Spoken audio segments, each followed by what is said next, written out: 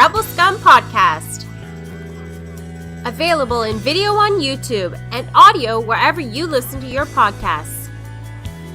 Every week, Brock and James talk the latest rumors, news, and theories from a galaxy far, far away. Support us on Patreon for exclusive offers and join the Star Wars discussion. Patreon.com/Rebel Scum podcast. Here are your hosts, Brock and James. You are always scum. Rebel Scum. Rebel Scum Podcast, episode 319. 319. I'm Brock. This is James. James. What up, James? Hey, this is James. Just chilling here. We got the chat is lighting up. Heidi's in the chat saying, hey. Hey, Heidi. Yeah, 319, and we are 2 months away from Acolyte. Oh, yeah. Woo, woo, woo, woo, woo, woo, woo. I'm excited. That 2 months away. Wow. That's crazy. 2 months away. Somebody told me today that they heard that this was this is a true story, Brock. This is what somebody told me. They heard the Acolyte was the story of a Padawan woman, of course, who returns to see their master Jedi, who's also a woman, and they engage in a long-standing love story. And it's a love story between two female Jedi. One is a Padawan, one is a master, former master. And that's what they heard this was about. I said, I haven't seen it. Maybe it is. But also, I just feel like that's not what it's about. Based on everything they say that it's about, that doesn't sound accurate. But maybe it is.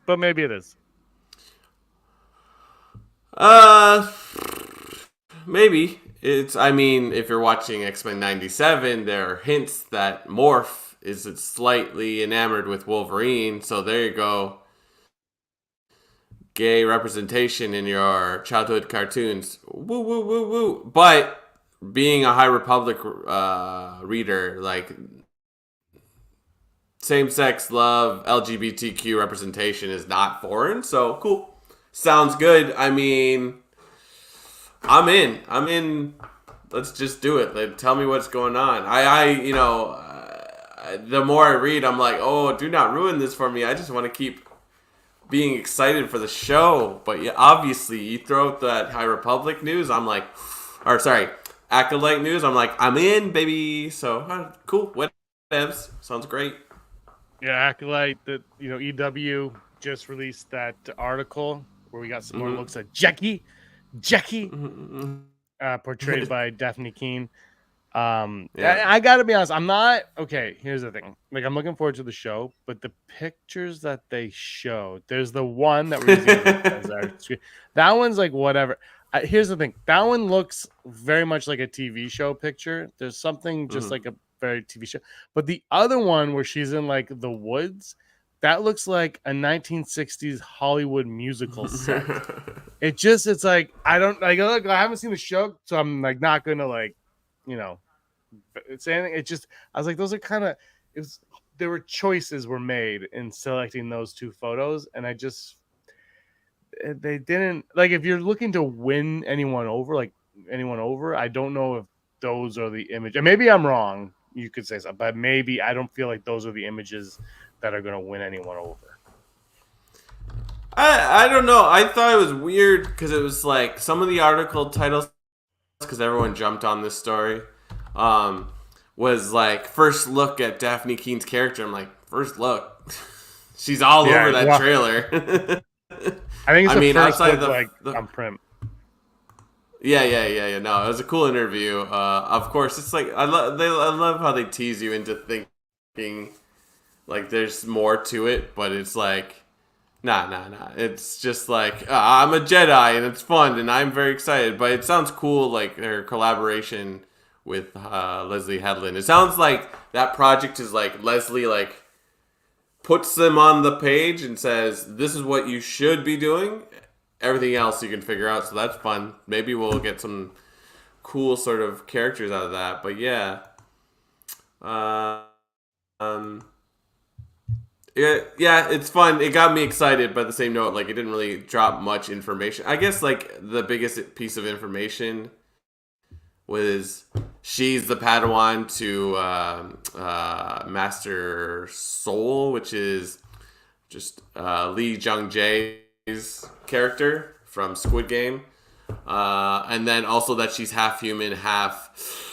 Totally forget the alien race. I don't know. Have we ever seen something that's... I mean, I guess we've seen Jason Dula. That's half human, half alien race. But never in live action. I mean, I'm sure I'm completely wrong. Well, Jason was in live action. But yeah, no, we haven't really... Oh, yeah. But they've never really... I mean, even in that show, they didn't really talk about it. They haven't really gone into detail on that kind of stuff for sure. Yeah. So, I'm like, I read it, I was like, that's fine. Yeah, like I again, like I see the pictures, I'm like, whatever. I read that I got into makeup at 3:30, and like that's the same. Like the makeup stories. I heard what's his face on Dune. He's like, I was in the makeup for 6 hours. I'm like, that they always are. Like it's like it's makeup. Yeah, like these stories haven't changed in the last 60 years. But every actor's like, it happened to me. I'm like, yeah, that's great. Congratulations. Yeah, I don't know. The trailer did more for me. The poster did the most. The trailer did more for me than this article in terms of amping me up. But the idea of what this show is the most intriguing of all the shows that we've got. Like of all the Star Wars we've gotten since Star Wars. Like it's just like it's basically a mystery thriller. It sounds like with ninjas. Yes, and like that is exciting to me on a lot of levels, and I just but I don't understand why they're not selling that right now. Like that's what should be in my face. It should be that instead of the 1960s set. Sorry, I just can't get over it. It doesn't really bother me that much, but I just look at it. I'm like, it looks like a toy in like a toy set is what it looks like. Fantasia made this with his action figures. Sorry. Yeah. The description of like what the show is gonna be like, and I'm like, oh yeah, that sounds like Russian Doll, where it's like you're just thrown into an action and you just get a little piece of a new piece of information every episode. It builds. I'm like, yeah, that sounds about right. I mean, that's the only thing Leslie Headland's made that I've watched, so I don't know what her style is per se, but sounds exciting. I mean, it's also kind of a description of every kind of narrative. You kind of build, and then you're like, surprise. So I've never seen anything by Leslie Head. Like I've never seen any. I haven't seen any of her anything she's done in the past. So I can't pretend that I know anything. But I do like that she's clearly a Star Wars fan. I saw a video. I don't know if you've seen this. I don't remember where it was from. I saw it on YouTube, but I don't remember where. But she was talking about her pitch for the show and how Kathleen Kennedy was always supportive of it, which of course made a lot of people upset. But she said her pitch was like how the Jedi aren't perfect. And my light just went. This cord is breaking, Brock. The cord is breaking. You know what that's like when your cord is like all frayed. Oh man. Anyway, I have no light. So she was saying though, like that she loves Star Wars, and so there was some people when she pitched it, not Kathleen Kennedy, but other people that were in that room. I don't know who they are or whatever, but they didn't really care for the idea too much of the Jedi, because she refers to the Jedi as the antagonists in this show. She says they're not the villains of the show, but they're the antagonists. And she said so that was something that a lot of Lucasfilm didn't really care for. They didn't like that she was saying that. But then she said that she used her knowledge and love of Star Wars to kind of explain that in more of a way. And she won, I guess, I don't know about all of them, but she won a lot of the people in that room over with her explanation of why they are the antagonists. And I believe it's basically the same reason why they are in the prequels, right? It's like they think that they're too good and they oversee everything, but really they're the cause of all the they're a cause of a lot of the problems is because of Yeah. Hubris. Yeah. I mean, that makes sense because especially if this is going to get close to that era, why not we put it into place? I mean, like Qui-Gon Jinn was never really impressed with the Jedi Council, so how do you exactly get there? It's like it doesn't mean like there's something wrong with a Jedi. It's just when you put a group of people together, sometimes it just falls apart for whatever reason. But yeah. No, it's true. I like that idea. Yeah, so I'm all for it. It's great. I think we need to move into the past of the Jedi. So it's just like let's see what it is. I wish it wasn't. Well, I have no basis on this. We just assume that it'll somehow show how it connects to Skywalker Saga, Star Wars, in a sense of like this is how we get to this part. It would be nice to watch something Star Wars that doesn't have to somehow at some point show a connection to a past piece of work. I know deep down we love it, but at the same note, it's like what would that be like? I mean, High Republic, the series was kind of like that, where it's like the really only connection is like it's the same galaxy and Yoda is there from like on occasion, like so. The Jedi felt different, the galaxy felt different, so it's like yeah, I think they could definitely. This could be the visual representation of that. I'm all in. I just go crazy. What's the worst that could happen? Yeah, I guess just a bad show. And Yeah. and a bad show, Brock, has never hurt anyone. They've already lost your $14 a month, James. So like, it's just go for broke at this 15 point. plus, I believe it's 15 plus tax. 15 plus tax. You combine that with your 19 plus tax on Netflix, and that's already more money that I'm spending on cable. So I just can't do it. Somebody send me your link. Send me your link. I'm just joking. I don't want it. I think it's a really good idea for a show, and I think the one thing too is I think with fans and maybe even some of the people in that room is, and this goes back to I've brought this up a few times, is that Michael Arndt script for episode 7 when he was like every time Luke came on the page he stole the spotlight, like it was all about Luke, and I feel like there's this from fans and now fans are writing these things. It almost feels like there's too much emphasis put on Jedi and Skywalker. Whereas when you watch, I mean, okay, yes, the original 6 movies, there's a lot on them, but they are specifically about Luke and about Anakin. But the thing with Luke is Luke never puts the attention on himself, right? It's never like about Luke. It's never about him until the end of Empire when he goes and botches it all up like a moron. But it's never about that. And I think the thing that excites me with this idea of the Acolyte is that there's finally someone making a series that kind of understands that it's not all about the Jedi are pure and perfect in every way. And if they were, they wouldn't be very interesting. And I think a lot of people, and one thing is like the people who don't like The Last Jedi are in their minds, they're thinking, oh, this is just what they did with Luke in The Last Jedi.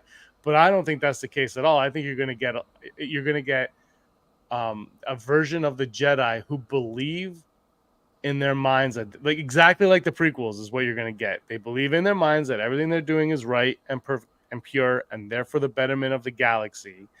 But through their actions, are going to cause other traumas going on around them. Without, they're not going to purposely do it, but it's going to be because of what they do. You're going to see that, and they're going to be misled in ways because of their hubris. And I think that is what is exciting. Is you don't want the Jedi to be, you want them to be perfect, but they can't be, because then they're also not interesting. So I think that is what I'm excited for, and that's what I think fans, a lot of the people who don't understand, like who get mad at the thought of it, have to see it from the perspective of no, they're still exactly what you think they are. It's just in reality they would never be perfect in any which way. Yeah, no, exactly. if you give people any kind of a mystical power, it's like the most entertaining part about it is like, oh, when it completely fails, like we all relish, we could say, oh, Spider-Man's the everyman. Yeah, we relate to him as a person, but it's just like he's given great power and it constantly fails him, right? So it's just like, it's not perfect. And we like that because you're like, yeah, I get it. So it's like, yeah, you find it intriguing. I mean, this is why people find villains so intriguing, because it's just like, oh, I get it. I get why you're mad. I understand anger, but it's just like, I'm the White Knight that's going to save the galaxy. Well, why you? That's never really answered. Outside of like, well, it's something I realized like with Dune, it's like, especially the movie, like Paul doesn't want to do what he's like prophesied to do, because it's like, well, bad stuff will happen. People will still suffer regardless that I'm going to bring, unity back to the galaxy. It's like people are going to suffer, people that I know. So it's just like it's just like those heavy choices. And I think, yeah, you're right. Like this could be a spot where like certain choices are made that aren't maybe good for the greater good, but not for the long run. Or I don't know. I know that's sort of opposing to what it usually goes, but yeah, I hope they just go nuts with like something new in Acolyte.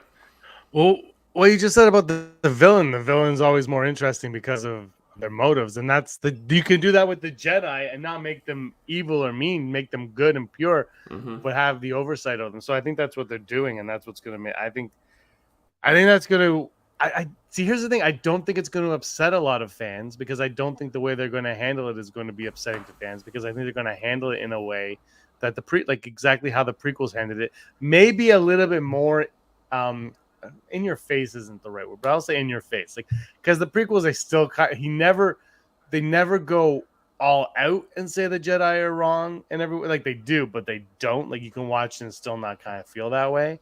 Where I think this show might be like, there probably will be a line that's like, maybe the Jedi aren't perfect, maybe the Jedi don't know everything. Like there might be like that where it spells it out a little bit more, and I think it's necessary to go in the direction of, because we've seen the downfall of the Jedi, but we've seen the downfall of the Jedi while we're watching Anakin become Vader, while we're watching Sheevy P become the Emperor. Like we're seeing with all these other things.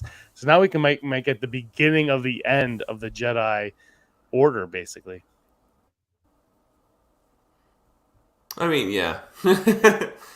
Yeah, I don't know. It is interesting. There is a character in High Republic that, like, because there's no Sith character, they're like, well, we'll make him the one. It's like, he's not evil, but he has a moment where he crosses into using the Force for, like, on the dark side, like, channeling the dark side, and just sort of, he comes back to the light, but he's just sort of like, what is this? And he deals with that. So, like, perhaps we'll get more characters like this. Maybe, like, this padawan character, which I assume is Amanda Steinberg, is like Stenberg. I never remember if I'm pronouncing her last name correctly, but like, has she given up her Jedi roots? Has she stopped using the Force? Is she what we think she is? But like, she clearly seems to be the villain. So it's like, where's the story in that? Is there gonna be a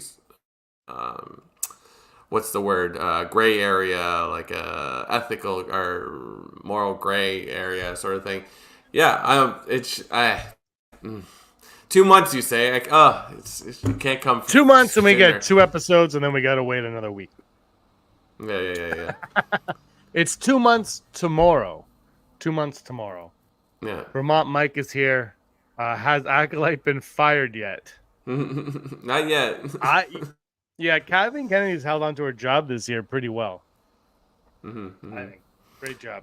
I heard that the new Indiana Jones cost the studio, they lost $134 million on the new Indiana Jones. So, it's wild. Wild to me that they did that. I have hope for Acolyte.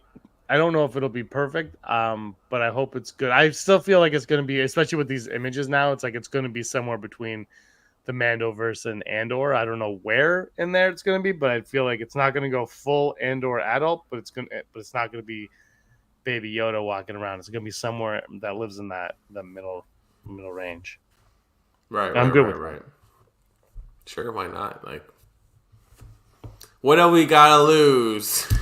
They've already ruined your childhood. What? My childhood was ruined. How could it get any worse? How could it get any worse? Well, if they make if this show is bad, it will. My childhood will have been ruined. Now my teenage years are coming up next, and they are just gonna ruin my teenage years with this show.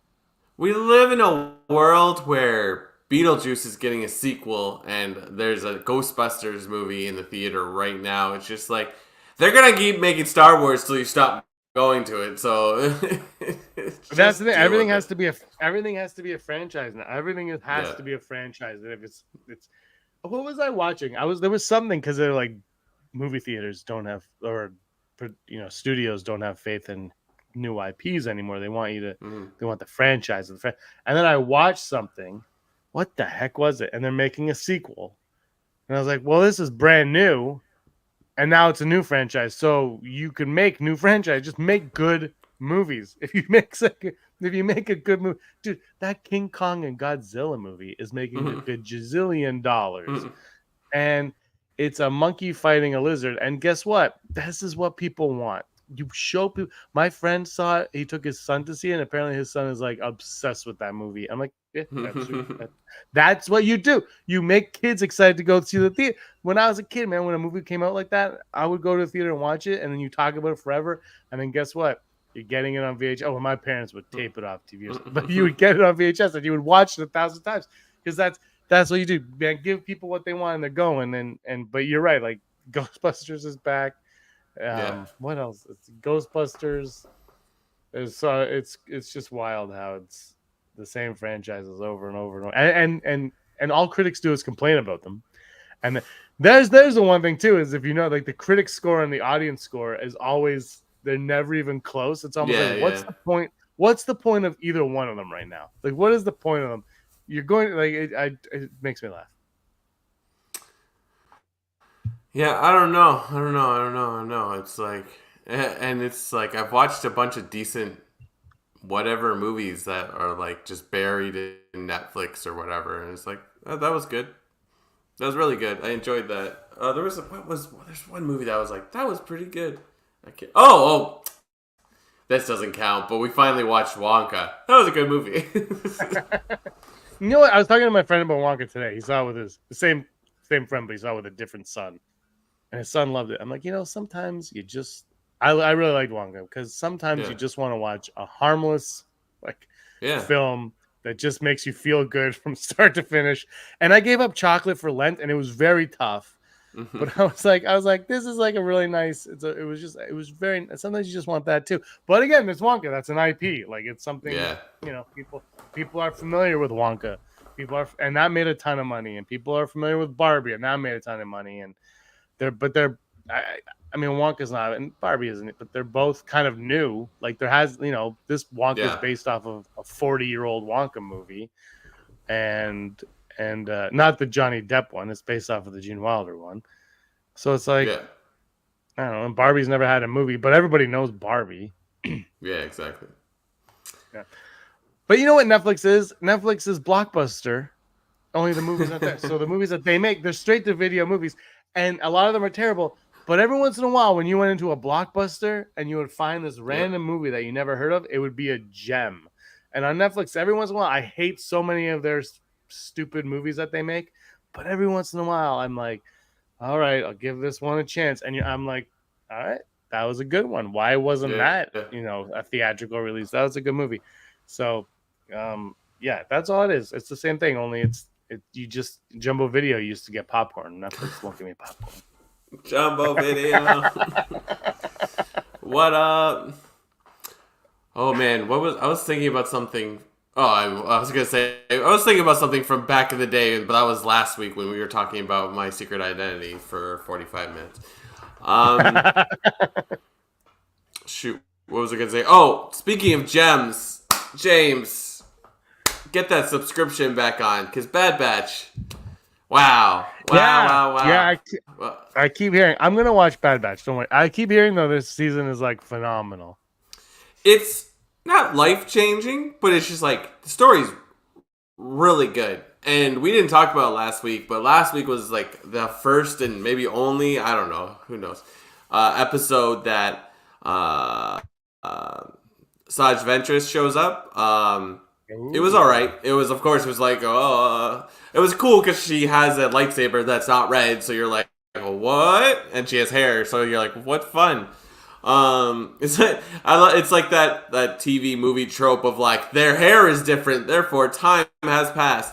But they again, inexplicably is probably the better thing to say. They dropped 2 episodes today, and they were kind of put together. I mean, the last 2 they put together kind of made a little bit more sense, I think. But the first episode, I forget what the title is. It's episode 10, because I was like, how many more episodes left this season? There's 15 episodes this season. We're at episode 11, so 10, 11 drop. Episode 10,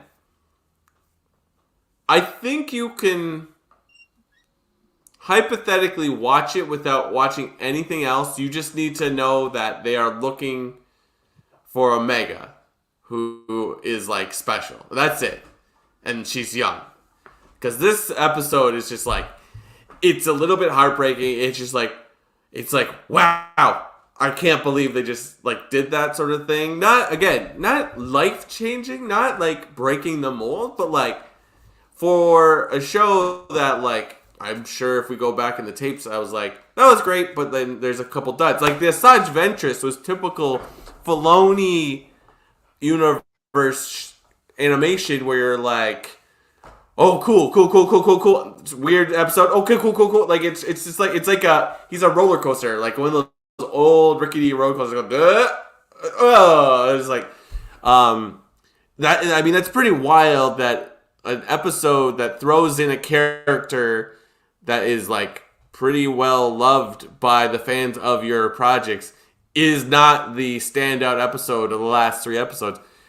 This episode 10 is crazy. Cad Bane is back. I won't tell you what he does, but Cad Bane is back. So, and then second episode is good too, because again, it's like the Bad Batch just can't win, right? So, highly suggest it. I would love for someone to watch season 3 of Bad Batch with almost no information prior and get their feedback, because it's like everything, like especially with Clone Wars. Clone Wars is an amazing series, but for every Mortis Mortis storyline, there's like the story where like that shrimp guy brings around a group of astromech droids and they like foil the Empire, or they foil the Separatists. It's just like, you know what I mean? So it's like I don't hate it. It's kind of I kind of was thinking about this with X-Men 97. It's like you can't just have good all the time. You can't just have drama and intrigue and thrills all the time. Occasionally you need to break it up. Like the episode 4 of X-Men 97 was a 2-part, like it was like split in 2, and it felt like a comic book where you'd read the main story and at the end, here's a side story that you're getting a piece of every issue. That was what it was like, and I'm like, yeah, this is what it's just like. Sometimes you just need a breather in between before you're like, let's go again, right? So it's like you can't have all the sweet, sugary whatever all the time, because you will throw up. It'll be too much. So you need to here, have a glass of water, maybe eat something with no salt or sugar in it, and then you're like, so yeah, I was blown away by the episode today. So good to hear. I will give it a watch at some point. My computer is going nuts. Do I have a visual right now? You're frozen, but we still hear you, so it's all good. So weird. I don't know what's happening. My computer just had like some kind of like seizure event. My camera says it's just in black. So I don't know what's going on. It's all good. It's all good. It's all good. Yeah, there I am. I'm back. There you are. I'm back. Yo. As long as it freezes a thing instead of like getting rid of video and audio, like you're good. On my end, it just showed a black screen. My computer like flickered. Like, the whole thing just went. Blah, blah, blah, blah, blah. It's I gotta delete stuff off of here. All right, we got some blind rankings before you get to the odds. You want some blind rankings? Rebels characters this week. I'm gonna give you 5 Rebels characters, and you are gonna go one at a time and put them blindly, 1 through 5. It's gonna be easy this week. Gonna be very, very. Cough, cough. Here we go. Oh no, now my phone is going nuts. I'm having a technological nightmare. AI is taking over. Kanan Jarrus. I'm going to put him at 3. 3 for Kanan. I'm just gonna write Kanan out of it. Zeb, Zebaruni, Zebabruski, Zebaroni. I'm gonna put him 2. 2 for Zeb. Oh, hold on. There we go. 2, 4.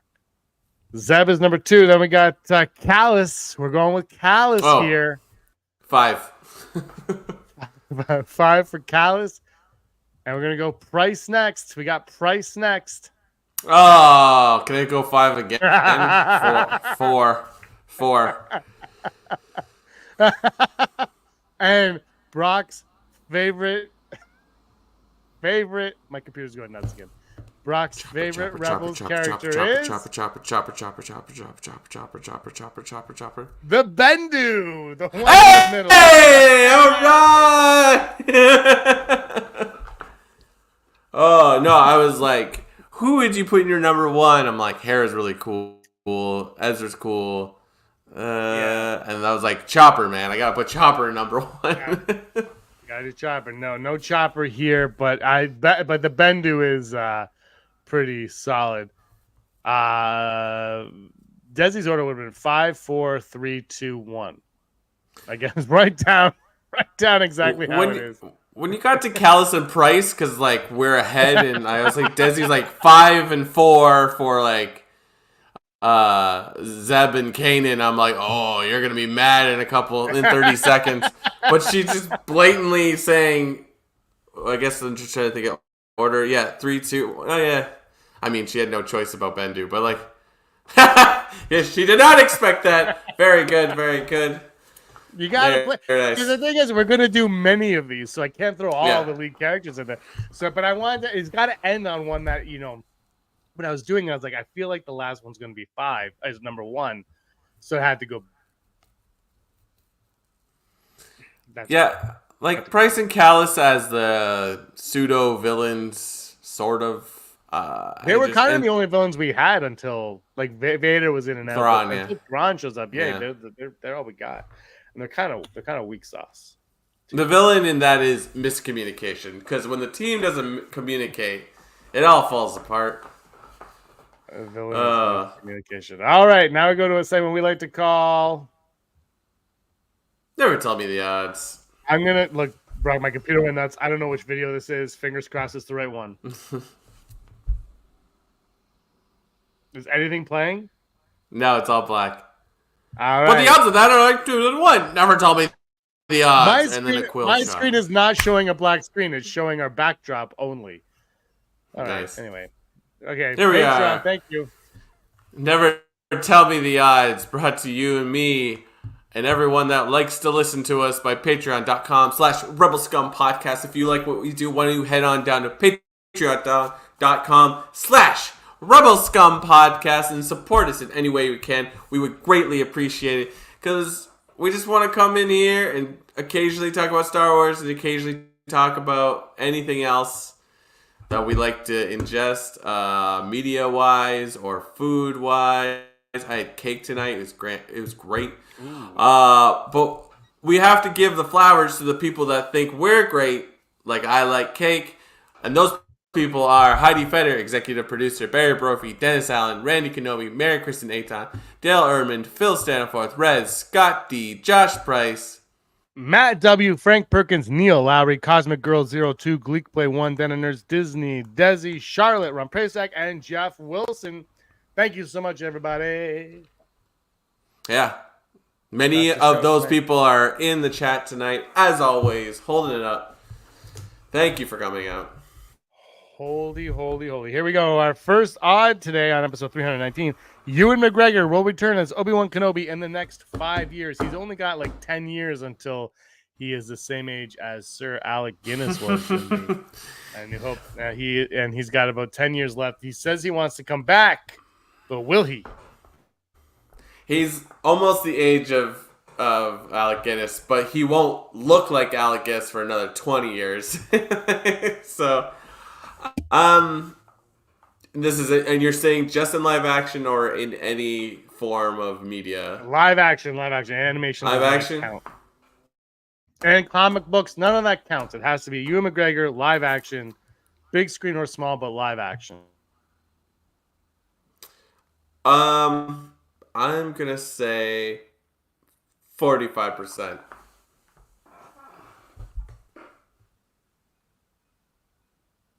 I'm gonna go 61%. Is what it's got to be. Because you've got him. I know the show. The show was up for an Emmy though. Like it was nominated for an Emmy, and I don't know what the viewership was because I don't think they released those numbers. I know people were disappointed in the show. It wasn't my favorite show. We did our rankings in November. I believe it came in last, but that's not on Ewan McGregor. That's on everything surrounding what it was more than anything. I think if I don't know what he would do because the one thing is I would love to see him back. But at the same time, for me, I'm okay. I've always, even before the show came out, I always said I'm fine with him just sitting around a fire waiting until the movie starts. Like I'm fine with I didn't need to see him go on any adventures. But Attack of the Clones or Revenge of the Sith. He always said in the behind the scenes, it was Revenge of the Sith. He always said behind the scenes like, "Oh, I'm on a mission," and I'm like James Bond. So maybe if you got sent off to do something like that, and we follow Obi-Wan Kenobi through the whole thing, we don't worry about Leia, we don't worry about, especially not Luke, like we just don't worry about them at all, and we just let Obi-Wan Kenobi do a little maybe mystery, one final hurrah. I would be okay with that. So I'm gonna go 61% because again, you've got him right now. Fans still love him, I think. So I would utilize that.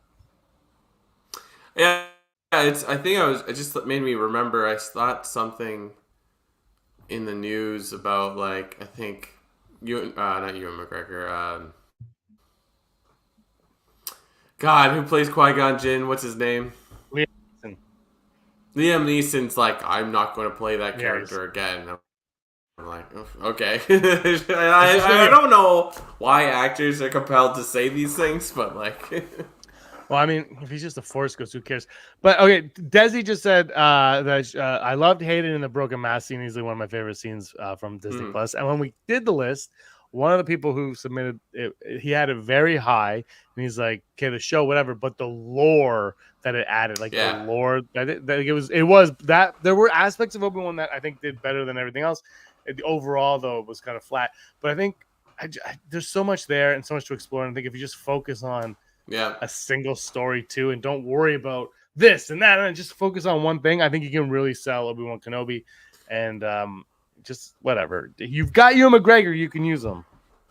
I think we said on the show that like at the end of Kenobi where he sees Force Ghost Qui-Gon, it's like, oh, that'd be great. Just do a season 2 that has nothing to do with anything that happened in this season. It's just them hanging out in caves and they're just like, I'm going to train you to be one with the Force. And then you just do a whole 8 episodes where like you're just like, hey, remember that time? And it's just flashbacks to it. Like, that'd be awesome. Younger actors and just be like, oh, cool, or whatever. However you want to play it, like that would be awesome. I'm in on that too. Yeah. Do it all. All right, our next odd. Mando and Grogu casting news on May 4th. We're going to find out more on the Mando and Grogu movie, specifically who's going to be in it on May the 4th. I want to say yes. I feel it's amazing how like I won't remember to write any of these things down, but then we're here and something pops into my head, and I feel like saw something about like someone was saying it's like this is what we're gonna get on May 4th. I think like yeah, like 80%. Like if they're gonna announce anything, which I'm probably totally wrong, but like May the 4th isn't always a time for announcing huge announcements, right? Or am I crazy? No, it's not. Yeah. So, I mean, what was May the 4th? Were they doing that thing where they had like reveals of toys, or was that something else? That was Force Friday. No, I don't know. Force Friday, yeah. Yeah, I don't know. Like I don't know what they're planning on May the 4th, so I'm gonna go full Brock on it. Because it's like if you can like announce, if you're like, well, we got this person in the movie and you can announce it on May 4th, why not get people like why not add to the hype of the day and get people excited with some casting on Mando and Grogu. But isn't May the 4th this year when they're like gonna drop all the movies all at once, or is that just like May the 4th is it's around that time because the May the 4th is a Saturday, so I think just dropping it on like the Thursday or Friday. Yeah, right. And cool. Brock and I announcement. We should announce it. We haven't told anyone yet. Brock and I on May the 4th are going to live stream with each other all Saturday long, 12 a.m. to 12 a.m. A full 24-hour live stream show right here on Rebel Scum Podcast, nonstop. We will be taking breaks. We're going to take probably a 23-hour break where Andrew Fantasia will helm for the 23-hour period that we're not on. So we just wanted to let everybody know that. I was just like, wait, when is May the 4th? Like, obviously it's the 4th day of May, but like, I was like, when is it actually fall on my calendar? That is literally the middle of Orthodox Easter that weekend. Damn. So there is no marathon of anything that day. We are marathoning like crazy on May the 4th. And our final on Acolyte will have a big twist at the end of the first season.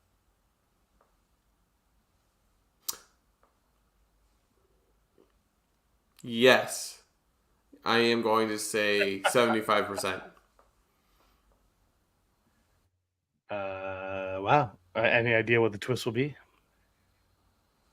Bruce Willis was a ghost the entire time. Da-da-da-da-da-da. The whole thing's a dream. I'm gonna go 63%. What is Star Wars if not a place to show twists? Twists and turns. Let us know what your odds are in the comments below. Brock, it's time for you to sing the news. Sing this anyway. Hollow news. Da da da da da. Hollow news. Da da da da da. Hollow da da da da da da da da. Again, I'm like. Hollow news. The news you need to know right now. There is a Lego set that brings everybody's favorite Nabooian Gungan from Naboo. Well, not exactly, but we're getting a Kelleran Beck Lego figure. It's just 2 sets coming out soon, just announced by Lego. This one set being inspired by The Mandalorian Season 3. At the other end of the prequels by a Reader 66 flashback sequence from the show, as well as Grogu and the 2 501st Clone Troopers. Bark Speed Escape marks the Lego debut of Ahmed Best, Jedi Savior, and occasional game show host Kelleran Beck, a fitting tribute to the actor behind Jar Jar Binks and his return to the Star Wars fold after years of horrendous abuse over his part in the prequels. What better love can Star Wars show to someone than to turn them into things Star Wars loves most, merchandise. There are 2 sets, and they will be coming released May 1st, so there's maybe that's something you can do on May 4th. Get your own Kelleran Beck, and that set will sell for $30 USD, I assume.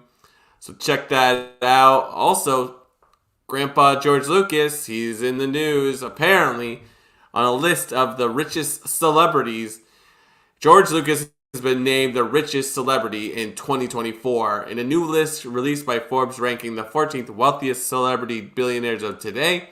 George Lucas scored the number one spot with an estimated net worth of $5.5 billion. Right behind Lucas was his longtime buddy and Indiana Jones collaborator Steven Spielberg with $4.8 billion. The blurb about Lucas explains that the Star Wars director, who debuted as a billionaire in 1997, is the richest celebrity thanks in large part to his production company Lucasfilm, which he sold to Disney in 2012 for more than $4 billion in cash and stock. Got to make that money. And in a quick story, apparently Bill Burr says he is happy that he became part of the Star Wars galaxy, universe, film, TV, whatever you want to call it. He's like, Star Wars fans are pretty cool. And this has been your Hollow News. He probably got offered a part in the movie and saw the paycheck. He's like, Star Wars fans are the best. Paying them bills. He needs money. Yeah. He needs money badly. Yeah. Oh, did you put up what Desi said about Star Wars Knights of the Old Republic? Yes, I did. Yeah, sorry. I saw you were going like mad with all the chats. I'm like, yeah, I saw that too. I was like, when we get a trailer, it's real. But yeah, apparently the Star Wars Old Republic remake is still in the works with, forget what the company was called. But yeah, cool. I would love to play that. I mean, that would be nice. Just release it. We don't need announcements. I know, but they're like, it's still alive and well. Is it? Or you just say? Is it now? It's gonna come. It's gonna come along with the Rian Johnson trilogy. That's what we're getting. That and the Rian Johnson trilogy. All right, here we go. It's time for top 5. Top 5. Like, do people still think we're getting that trilogy? Like, are there people like, wow, man, when that Rian Johnson trilogy shows up, you're not gonna believe it. You're gonna get that Feige movie for sure. The fight. Oh man. Top 5 High Republic Jedi from the High Republic era. None of mine are in the Acolyte show because I know nothing about them. But also true to this is I know nothing about the 5 that I'm about to mention also because I've never read a High Republic. I did a Google. I said, Google, tell me them. And I said, that picture looks cool. And so my number 5 is Avar Kriss because I believe Avar Kriss was the very first Jedi we saw in a High Republic anything. And I think that's the blonde woman who holds the lightsaber. So Avar Kriss, probably the 5th greatest Jedi in the High Republic. Yeah, she's sort of like the poster child for, like, here's a character you can learn about. Obviously, I'm going to put a Wookiee on this, so I'll just start it off. Buryaga, the Jedi padawan, I think, at the beginning, but he's a knight by the end sort of thing, who I was hoping was in Acolyte, but that's a totally different Wookiee, so we got Wookiees out the yin-yang coming our way. He will be in my number 5. Ooh, interesting. London Great Storm. London Great... Is it London Great Storm? Loden. My phone auto-corrected it. Loden Great Storm. You're just gonna read. You're just reading off the Google list, aren't you? No. I went on, and I can't see. I went on. I have it on my actual list. I picked them myself in my own. I looked at them, and I said I like that one. Tell me about Loden. Loden dies in the first book. No, that's he's why a Twi'lek. Oh, see, he's totally black, and he has an amazing death sequence at the very end of the book, and it's like it solidifies the main villain, Martian Rowe, and you're like, ooh, that was crazy. So it's like it set a precedent in the High Republic series. I stand by my number 4. Brock, your number 4. My number 4 is going to be. Oh gosh, I had it, and you went on. Wait, is BS Nubs about High Loden Republic? Nubs? I don't know what Nubs is. From Young Jedi. Oh, I don't know. Does that take place during High Republic era? I don't know. I keep My list changes if it meaning to does. like look into that. Yeah. I am going to say. Oh gosh, why is he not on here? I'm gonna go with. Oh, that's right. Bell Zettifar, I believe. There's so many characters. Pretty sure Bell Zettifar is the one that he's like a young Jedi, and then he goes up the ranks in the book as always. He has a dog that hangs out with him. I think it's called a Charhound. So it's like a dog that has like fiery eyes and the mouth opens up and it's fire. So it's just like you can't hate like a boy and his dog. Yeah, almost made my list, but didn't. My number 3 is Stellan Geos, who I believe is on the cover of the Life Day book, and that is enough. Yeah. That's enough for me to make number 3. Yeah. I actually mentioned this Jedi vaguely earlier in the episode. Elzar man, who is like that can't cope with like where exactly he falls on the spectrum of good and evil. He actually has a romantic connection with Avar Kriss, so he's interesting. He's like if like Stellan Geos and Avar Kriss and I've read all these books and I can't keep all the names down. Elzar, like the Luke and the Han and Leia of at least the first sort of phase. Stellan Geos is more like the like by the books, Luke, and then Avar could be like the Leia because they're women. Elzar is the Han, where you're like, oh, you're the bad boy. I like it. So yeah. And Young Jedi Adventures is in High Republic. Disney has confirmed. Oh, I gotta watch it. Nubs would have been on my list had I known. You know what? Nubs is number. Hold on. I'm gonna go with Buryaga Agaburi at number 2. Buryaga Agaburi at number 2 because he's a Jedi Wookiee. And we all need to. And Heidi and I both know the same amount of High Republic Jedi, and that's Yoda. I didn't count Yoda on my list. I don't know if you did, but I was like, Yoda doesn't count for this list, so I didn't. Brock, I didn't put him on my list at all. My number 2, I'm gonna go Vernestra Rowe, which is a character that we will actually see in Acolyte. I've mentioned her before. She's kind of cool because there's like 15 and she's a full Jedi Master or something along those lines. And she has her own padawan because she's like super devoted to the Force and what have you. I believe you are introduced to her in the young adults or the young readers series, but then she gets throughout the books added because it's like if you're a character in the kids' stories, you're inevitably brought into one of the other ones. Maybe you get a bigger role, but yeah, she's one of those characters. So it's very interesting to me that she is in the Acolytes. That's my number 2. My number 1 is Nubs. I'm going Nubs number 1. No, so your number 2 is actually my original number 2, Vernestra Rowe.